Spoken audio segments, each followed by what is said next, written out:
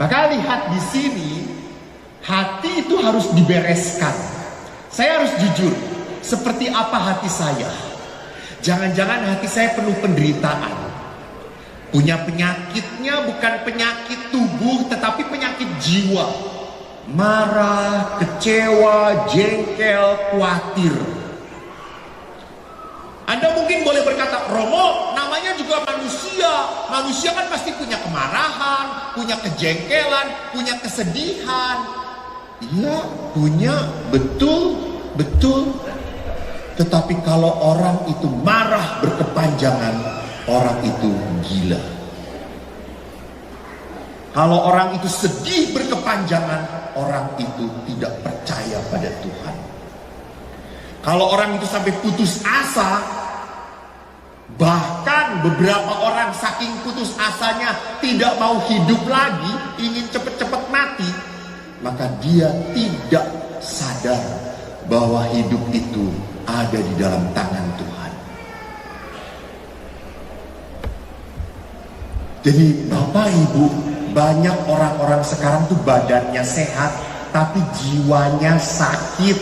Banyak menyimpan dendam, menyimpan kecewa, walaupun hidup dalam pelayanan, tapi pelayanan jadi pelarian. Besok saya mau berbicara tentang keluarga. Menarik banget. Banyak para suami yang pelayanan keluar karena apa? Karena jengkel ya istrinya. Seperti tadi, istri itu seperti radio butut. Tidak dibunyikan juga bunyi terus. Seringkali konslet. Suami pun sama. Para istri berkata, Romo, lihat suami saya tuh makin tua Romo. Sudah makin jelek, makin tuli, budek. Dan aneh kok, aneh. Besok akan saya jelaskan. Para suami itu makin lama sering hidup dengan istrinya, makin tuli terhadap suara istrinya. Tapi kalau mendengar istri tetangga nggak tuli, itu aneh. Besok akan saya bahas. Kenapa? Kok kalau istri tetangga yang ngomong denger, tapi kalau istri sendiri, mau apa? Nggak jelas. Jadi ada ada kemarahan, ada kejengkelan, ada kekecewaan yang disimpan, yang menjadi penghalang berkat. Bisa terjadi juga hati kita dipenuhi dengan apa? Masa lalu, kesakitan, kepahitan. Jadi lihat, tidak salah kalau Santo Yakobus pernah berkata, di dalam suratnya ada doa yang salah. Ada bagaimana doa yang salah? Atau kamu berdoa juga, tetapi kamu tidak menerima apa-apa karena kamu salah berdoa. Sebab yang kamu minta itu hendak kamu habiskan untuk memuaskan hawa nafsumu. Hai kamu orang-orang yang tidak setia, tidakkah kamu tahu bahwa persahabatan dengan dunia adalah permusuhan dengan Allah? Jadi barang siapa hendak menjadi sahabat dunia ini, ia menjadikan dirinya musuh Allah. Apa maksudnya orang-orang yang mau memuaskan hawa nafsu? Orang-orang yang tidak bisa bersyukur, selalu merasa kurang, kurang ganteng, kurang cakep, kurang kaya. Kita ini kurang diberkati. Ya. Kenapa orang selalu merasa kurang? Karena membanding-bandingkan.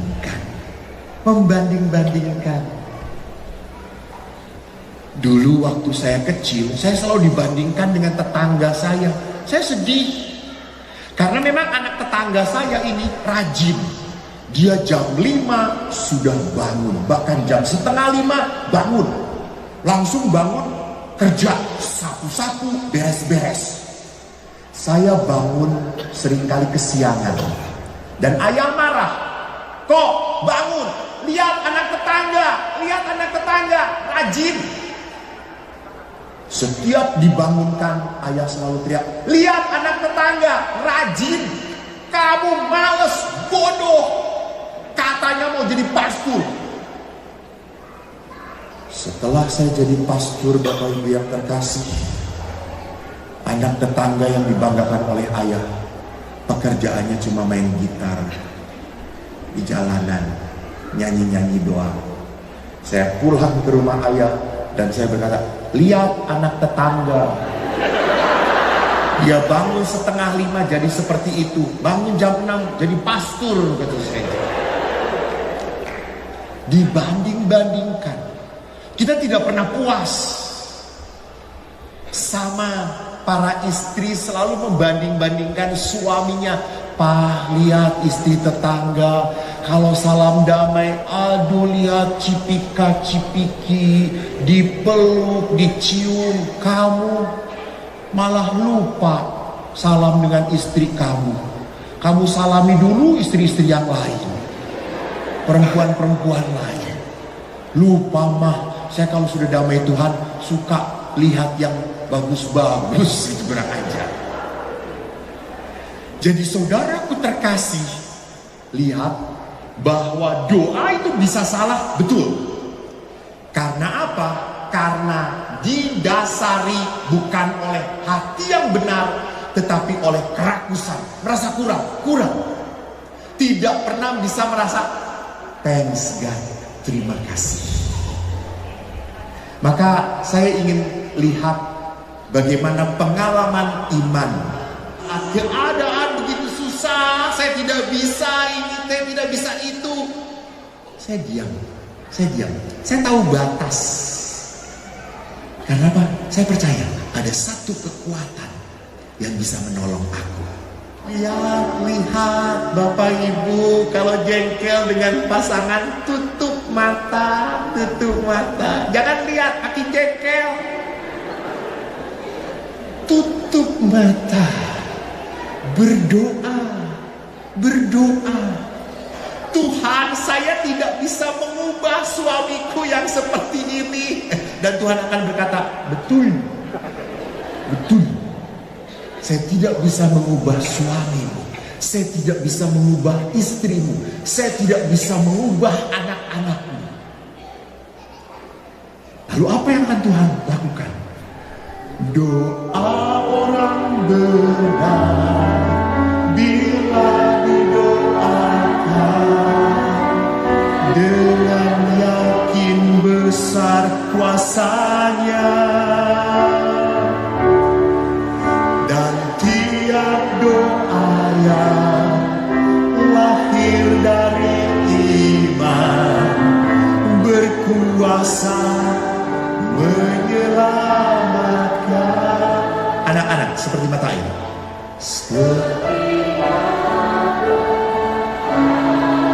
Di tangan mengalir kemanapun.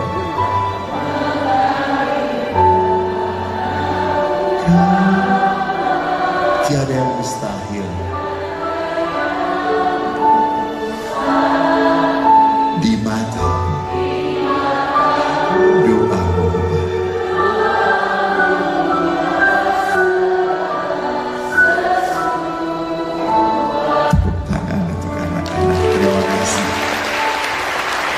Lihat doa orang benar. Halo, doa orang benar. Jadi kalau mau berdoa tuh jadi orang benar dulu. Jangan jadi si borokokok. Jangan jadi orang linglung. Orang benar, doa orang benar. Bila didoakan dengan yakin besar kuasanya. Lihat, orang benar siapa? Para nabi. Abraham, dia benar Kenapa? Karena dia setia kepada Allah. Maka saudaraku, lihat apa kebenaran di dalam doa yang bisa kita lihat. Pertama, orang benar selalu melihat bahwa Allah itu kasih. Yang kedua, Allah itu selalu merencanakan damai sejahtera bagi hidup kita, bukan rancangan kecelakaan, supaya mendatangkan kebaikan bagi mereka yang mengasihi Dia. Jadi orang benar selalu percaya, walaupun saya berdoa dan terjadi tidak seperti yang saya alami, tidak seperti yang saya inginkan, saya masih percaya Tuhan tetap mengasihi saya. Tuhan tetap mengasihi saya. Saudara-saudari, saya itu di Bandung, di Jakarta pun terkenal sebagai imam pencabut nyawa. Jadi kalau orang sudah sakit parah, didoakan oleh saya, tak lama kemudian dipanggil Tuhan. Mau dicoba suster? Boleh. Bisa menjadi kesaksian di kota Sorong ini, ndak apa-apa suster. Saya itu sampai saking terkenalnya, dan saya tidak tahu, saya sudah melihat suka kasihan Tuhan. Tapi kan lama-lama juga jengkel. Karena pernah suatu saat ada ibu-ibu yang berkumpul di biara kami. Karena di biara kami ada satu pastor yang doanya dahsyat sekali. Dia kalau doa dikabulkan, hebat, saya kabul. Dia pendoa. Saya tidak akan kasih tahu, takut orang Sorong datang. Jos sekali. Ada usaha yang mulai hancur, didoakan dia naik lagi. Banyak kesaksian. Ada orang yang minta jodoh, tak lama kemudian berjodoh. Dengan saya didoakan tak berjodoh-jodoh. Dia tak berjodoh, saya pun yang mendoakan tidak berjodoh juga. Sampai suatu saat saya datang ke biara, ada 4 ibu sedang nunggu di ruang tamu. Lalu saya tanya, Bu, mau ngapain? Saya mau didoakan Romo. Oleh siapa? Oleh Romo itu. Dia sebutkan Romo yang memang punya karisma mendoakannya bagus. Oh, di mana Romonya saya? Itu sedang di kamar mendoakan Romo. Oh, ya sudah. Waduh Romo, saya dari sore nunggu lama. Oh ya sudah Bu, saya kan tidak ada kerjaan. Ayo didoakan saya saja. Lalu ibu-ibu itu berkata, enggak, kami masih mau hidup Romo. Saya memang sepertinya lucu, tapi sedih. Saya juga ingin dong kalau mendoakan orang terjadi mujizat. Ingin. Saya ingin. Supaya apa? Minimal, wah hebat, didoakan Romo Eko, Josh. Jangan didoakan Romo Eko, Cus. Saya berdoa, Tuhan berikan karunia supaya saya bisa mendoakan dan terjadi mujizat besar. Setelah saya berdoa seperti itu teman-teman, Bapak Ibu, tiba-tiba bekas murid saya datang ke biara. Dia bilang, Romo, tolong doakan nenek saya sakit Romo. Oh, siap. Ini tanda dari Tuhan coy. Ayo, saya semangat ke rumah sakit. Anak ini tidak memberitahu neneknya seperti apa. Tahu-tahu saya masuk ICU. Ya Allah, kata saya. Dan semua selang, semua kabel ada. Ya, ini sih parah, kata saya. Tapi kan barang siapa percaya pada Tuhan, betul atau tidak? I believe in God, kata saya. Saya datang, nenek itu melihat saya. Nek, kita berdoa. Percaya Yesus? Berdoa, mari kita nek. Lalu saya berdoa. Saya selalu berdoa kalau begini. Tak terbatas kuasa-Mu Tuhan, semua dapat Kau lakukan.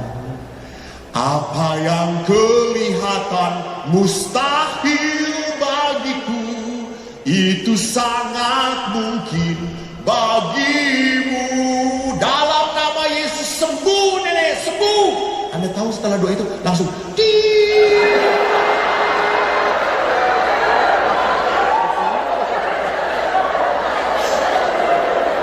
dan setelah saya mendengar bunyi tit, saya mundur teratur. Semua anak maju, cucu maju menangis. Dan anak yang tadi minta saya datang, kenapa Romo seperti ini jadinya?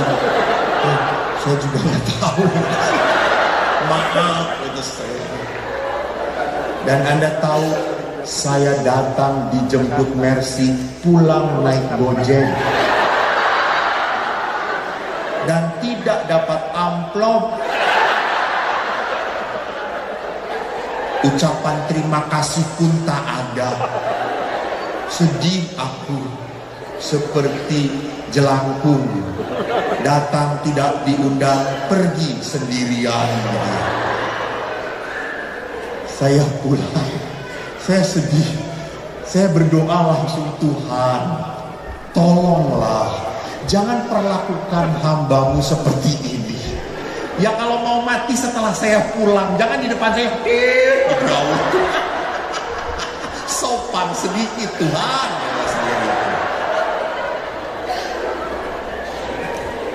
Tapi lihat Bapak Ibu yang terkasih, jangan lupa kita ini alatnya Tuhan. Tuhan mau memakai kita.